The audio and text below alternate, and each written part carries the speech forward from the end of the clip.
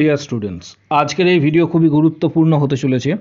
ANM, GNM, জেন pass, জেই PBN, জেই এমএসসিএন এই ধরনের নার্সিং এক্সাম, এন্ট্রান্স এক্সামগুলি কবে হতে চলেছে সেই সংক্রান্ত ডিটেলস তথ্য এই ভিডিওর মাধ্যমে তোমরা জানতে পারবে। পাশে থাকা বেল আইকন যেটি রয়েছে অবশ্যই সেটি অল করে রাখো, চ্যানেলটি সাবস্ক্রাইব করো এবং ভিডিওটি প্রচুর হাইপ করবে যাতে প্রত্যেকের কাছে ভিডিওটি পৌঁছায়। লাইক দেবার সাথে সাথে ঠিক নিচে কমেন্ট বক্স সেকশনে হাইপ পাবে। অবশ্যই ভিডিওটি প্রত্যেকে হাইপ করো যাতে প্রত্যেকের কাছে ভিডিওটি পৌঁছায়। তোমরা প্রত্যেকেই জানো যে অলরেডি সুপ্রিম কোর্ট থেকে স্টে অর্ডার দেওয়া হয়েছে, যেটা কলকাতা হাইকোর্ট থেকে ওবিসি সংক্রান্ত যে কেস ছিল সেই কেসের কিন্তু স্টে অর্ডার দেওয়া হয়েছে। প্রত্যেকে কিন্তু এই খবরটি অবশ্যই পেয়েছো।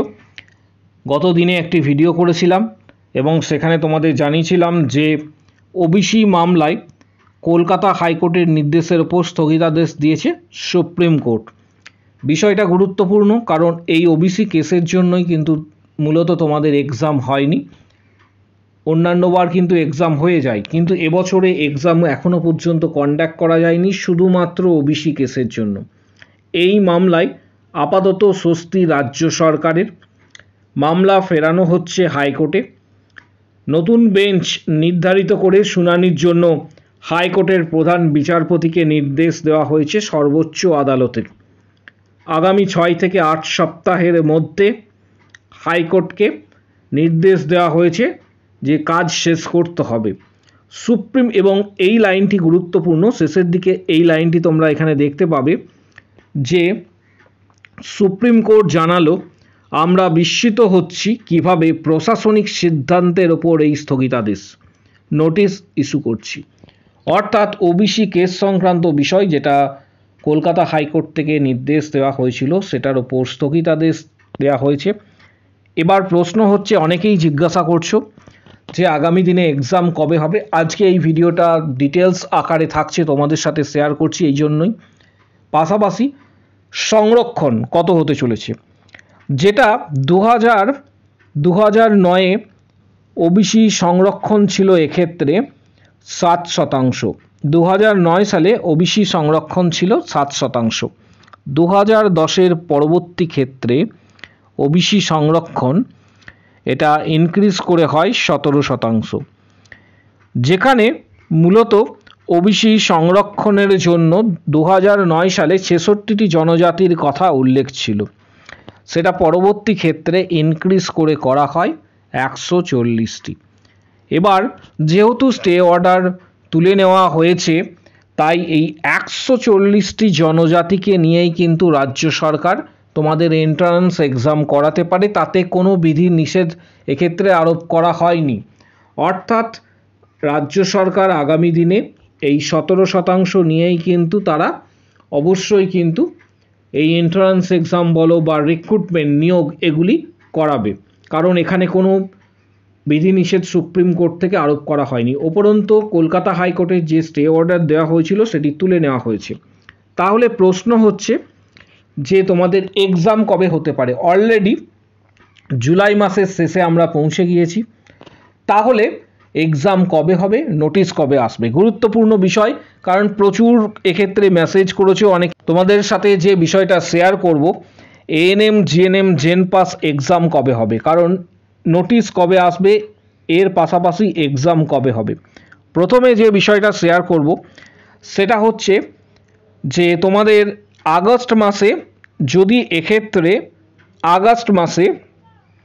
যদি নোটিশ এক্ষেত্রে 10 তারিখের মধ্যে আসে বা প্রথমের দিকে আসে, ফার্স্ট উইকের মধ্যে 10 আগস্টের মধ্যে যদি নোটিশ আসে বা ইস্যু করা হয় বা 10 থেকে 15 তারিখের মধ্যে, তাহলে ফর্ম ফিল আপ শুরু হয়ে যাবে এবং শুরু হবার সাথে সাথে এক্সাম কবে হবে, কারণ এএনএম, জিএনএম, জেন পাস এগুলি গুরুত্বপূর্ণ এক্সামগুলি কিন্তু আটকে রয়েছে। যারা নার্সিং ভবিষ্যতে স্টাডি করবে, নার্সিং করতে চাইছো, তাদের উদ্দেশ্যে এই এক্সামগুলি গুরুত্বপূর্ণ, কারণ মেরিটের ওপর নির্ভর করে তোমাদের ভর্তি প্রক্রিয়া কার্যকর করা হয়, এটা প্রত্যেকেই জানো, জিএমআর র্যাঙ্কের ওপর।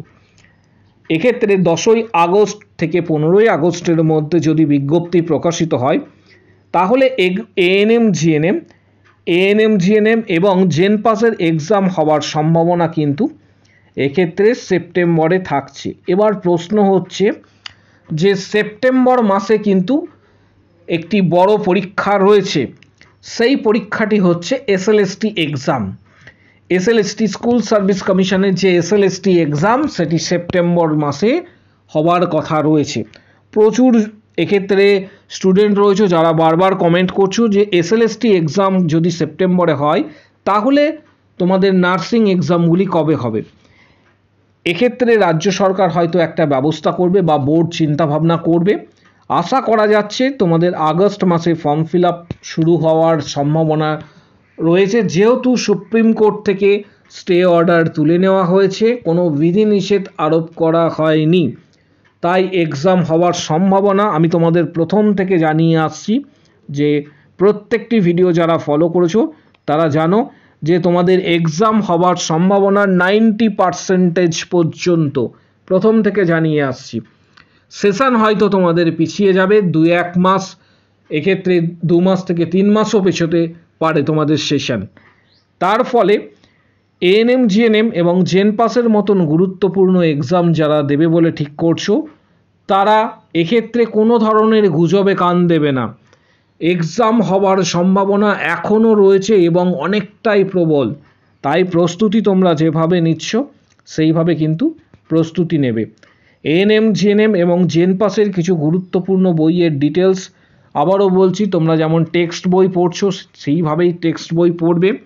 কিছু গুরুত্বপূর্ণ বইয়ের ডিটেলস তোমাদের জন্য এই ভিডিওর ঠিক নিচের দিকে ডেসক্রিপশান বক্স রয়েছে, ডেসক্রিপশান বক্সে শেয়ার করে দিচ্ছি গুরুত্বপূর্ণ বইয়ের ডিটেলস। এক্ষেত্রে জেন পাস শেষ মুহূর্তের প্রস্তুতি হিসাবে এই বইগুলি তোমরা স্টাডি করতে পারো, যাতে তোমাদের এক্ষেত্রে অনেকটাই উপকার হয় এবং আগামী দিনে তোমরা জেন পাস বা এএনএম জিএনএম এর মতন গুরুত্বপূর্ণ নার্সিং এক্সামগুলি ক্র্যাক করতে পারো। সবথেকে বড় বিষয়, তোমরা যে এক্সাম দেবে সেই এক্সামের ওপর নির্ভর করে জিএমআর র্যাঙ্ক তৈরি হয়। এক্ষেত্রে জেনারেল মেরিট র্যাঙ্ক, তার ওপর বেস করে তোমাদের কাউন্সেলিং হয়, তার ওপর নির্ভর করছে তোমার এনটিএস পাওয়া। এএনএম জিএনএম এর ক্ষেত্রে সরকারি এনটিএস তুমি পাবে কিনা এই জিএমআর র্যাঙ্ক তোমার ঠিক করবে। জেন পাসের ক্ষেত্রেও তাই, যে সরকারি কলেজ তুমি পাবে কিনা সেটা নির্ভর করছে জিএমআর র্যাঙ্কের উপর। তুমি যেমন এক্সাম দেবে সেই র্যাঙ্কের ভিত্তিতে তোমার জিএমআর র্যাঙ্ক আসবে, জিএমআর র্যাঙ্কের ওপর নির্ভর করে তোমাদের কাউন্সেলিং প্রক্রিয়া হবে এবং রাজ্যের যে সমস্ত সরকারি কলেজগুলি রয়েছে সেই সমস্ত সরকারি কলেজগুলিতে ভর্তি প্রক্রিয়া কার্যকর হবে। তাই এক্সামটি হচ্ছে গুরুত্বপূর্ণ। এখনও পর্যন্ত যারা তোমরা প্রিপারেশন নিচ্ছ তাদের উদ্দেশ্যে বলবো কিছু গুরুত্বপূর্ণ বইয়ের ডিটেলস এই ভিডিওর ঠিক নিচে তোমরা দেখতে পাবে। সেখানে কিন্তু ডেসক্রিপশান বক্স রয়েছে, সেই ডেসক্রিপশান বক্স প্রত্যেকে ফলো করো এবং সেখানে গুরুত্বপূর্ণ বইয়ের ডিটেলস দেওয়া হচ্ছে। গুজবে কান দেবে না, কারণ অনেক ইউটিউব চ্যানেল বা অনেক জায়গা থেকে তোমরা হয়তো শুনতে পাবে যে এক্সাম হবে না। এক্ষেত্রে যে পুরাতন পদ্ধতি ছিল আজ থেকে 4-5 বছর আগে, সেখানে নাম্বারের ওপরও ভিত্তি করে ভর্তি নেওয়া হতো, সেই প্রক্রিয়া কার্যকর হবে। এটা অনেক চ্যানেল থেকে প্রচার করা হচ্ছে, কিন্তু এখনও সম্ভাবনা রয়েছে 90% পর্যন্ত তোমাদের এক্সাম হবার সম্ভাবনা 90% পর্যন্ত কিন্তু রয়েছে এটা। তাই অবশ্যই তোমরা যেমনভাবে প্রিপারেশান নিচ্ছ সেইভাবে প্রিপারেশান নেবে এবং বোর্ডের নোটিশকে ফলো করবে। আগামী দিনে যখন কোনো বড় আপডেট আসবে তোমাদের সাথে সর্বপ্রথম শেয়ার করব।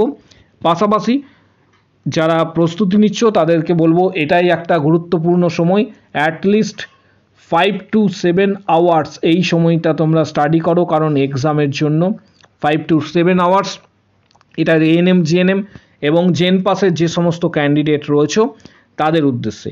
এবার আসছি গুরুত্বপূর্ণ একটা এক্সাম, সেটা হচ্ছে জেইপিবিএন। জেইপিবিএন এর এক্সাম, এছাড়া জেই এমএসসিএন এই ধরনের এক্সাম কবে হতে চলেছে প্রত্যেকেই অধীর আগ্রহে অপেক্ষা করে আছো। পোস্ট বেসিক বিএসসি নার্সিং এবং এমএসসি নার্সিংয়ের এক্সামের জন্য আগামী দিনে কবে হতে চলেছে। তোমাদের ক্ষেত্রেও আগস্ট মাসের 20 তারিখের মধ্যে আশা করা যাচ্ছে একটা পজিটিভ নিউজ আসতে চলেছে। আগস্ট মাসের 20 তারিখের মধ্যে তোমরা পজিটিভ নিউজ একটা পেতে পারো যে এক্সাম বা ফর্ম ফিল আপ তারপর হয়তো তোমাদের শুরু হবে এবং পরবর্তী ক্ষেত্রে তোমাদের এক্সাম সেপ্টেম্বরে হওয়ার সম্ভাবনা কিন্তু রয়েছে। এক্সাম কিন্তু সেপ্টেম্বরেই হবে, সেপ্টেম্বরে হওয়ার সম্ভাবনা রয়েছে। কিভাবে হবে সেটা বোর্ডের বিষয়, কারণ এসএলএসটি এক্সাম রয়েছে। কিভাবে এক্সাম কন্ডাক্ট করা হবে সম্পূর্ণটাই কিন্তু বোর্ড চিন্তাভাবনা করবে, কারণ সেই সেপ্টেম্বরে প্রত্যেকেই জানো যে সবথেকে গুরুত্বপূর্ণ একটি এক্সাম এসএলএসটি স্কুল সার্ভিস কমিশনের কিন্তু রয়েছে। এর পাশাপাশি যারা প্রস্তুতি নিচ্ছ তাদেরকে বলবো যে জেইপিবিএন এবং জেইএমএসসিএন এর জন্য টার্গেট হাই বইটি অবশ্যই ভালো করে তোমরা স্টাডি করবে শেষ মুহূর্তের প্রস্তুতি হিসাবে। পাশাপাশি পিআর যাদবের ভলিউম 1 ভলিউম 2 এই ধরনের বইগুলির ডিটেলস এই ভিডিওর ডেসক্রিপশান বক্সে দেওয়া থাকছে, যেগুলি তোমাদের এক্ষেত্রে এন্ট্রান্স এক্সাম ছাড়াও বিভিন্ন ধরনের চাকরির পরীক্ষাতে কিন্তু গুরুত্বপূর্ণ। এই বইগুলি যদি থেকে থাকে খুবই ভালো, যদি তোমার কাছে না থেকে থাকে তাহলে ফ্লিপকার্ট থেকে সরাসরি তুমি কিন্তু কিনতে পারো। আমি লিঙ্ক প্রোভাইড করে দিচ্ছি, এই ভিডিওর ঠিক নিচের দিকে ডেসক্রিপশান বক্স রয়েছে, সেই ডেসক্রিপশান বক্স প্রত্যেকে ফলো করো, কারণ তোমরা যেমন এক্সাম দেবে এক্সামের ওপর নির্ভর করছে র্যাঙ্ক, জিএমআর র্যাঙ্কের ওপর নির্ভর করে অ্যাকচুয়াল তোমাদের কাউন্সেলিং প্রক্রিয়া এবং তুমি কোন সরকারি কলেজ পাবে সেটা সম্পূর্ণ কিন্তু নির্ভর করছে। ফাইনাল এক্ষেত্রে প্রস্তুতি হিসাবে তোমরা অ্যাটলিস্ট তোমরা প্রত্যেকেই অনেকে কাজের সঙ্গে যুক্ত রয়েছো, অ্যাটলিস্ট তোমরা নিজের কাজের সময় বাদ দিয়ে চেষ্টা করবে যে 4 to 5 আওয়ার্স কিন্তু এক্ষেত্রে স্টাডি করা, কারণ যদি এক্সাম হয় তোমাদের এটা কিন্তু খুবই গুরুত্বপূর্ণ। এক্সাম হওয়ার সম্ভাবনা তোমাদের ক্ষেত্রেও যথেষ্টই প্রবল রয়েছে, কারণ বিগত দিনে কিন্তু এক্সামই কার্যকর ছিল। এই 90% পর্যন্ত তোমাদের এক্সাম হওয়ার সম্ভাবনা রয়েছে। কিছু কিছু চ্যানেল বা কিছু তোমরা মিডিয়াতে দেখবে যে এক্ষেত্রে এক্সাম হওয়ার সম্ভাবনা নেই বলে তারা দাবি করছে, কিন্তু এখনও পর্যন্ত তোমাদের জানাবো যে এক্সাম হওয়ার সম্ভাবনা কিন্তু সব থেকে বেশি রয়েছে, কারণ মেরিটের ওপর নির্ভর করেই তোমাদের এন্ট্রান্স এক্সাম কাউন্সেলিং সমস্ত কিছু হবে।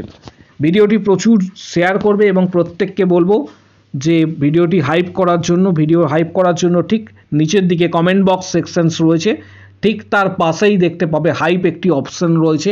হাইপ করলে ভিডিওটি প্রচুর পরিমাণ শেয়ার হবে এবং প্রত্যেকের কাছে কিন্তু ভিডিওটি পৌঁছাবে। তাই প্রত্যেককে বলবো যে প্রস্তুতি নেওয়ার জন্য, এবং আমাদের যে টেলিগ্রাম চ্যানেল রয়েছে তার লিঙ্ক ডেসক্রিপশান বক্স, এছাড়া কমেন্ট বক্স সেকশনস ফলো করো, টেলিগ্রাম চ্যানেলের লিঙ্ক তোমরা পাবে।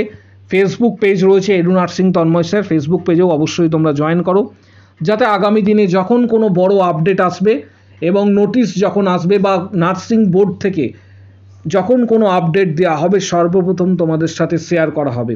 তোমাদের নিজস্ব যদি কোনো বক্তব্য থাকে বা কমেন্ট থাকে কমেন্ট বক্স সেকশনে অবশ্যই জানাও। আজকের ভিডিও এই পর্যন্ত এবং প্রত্যেকে ভিডিওটি হাইপ করবে অবশ্যই।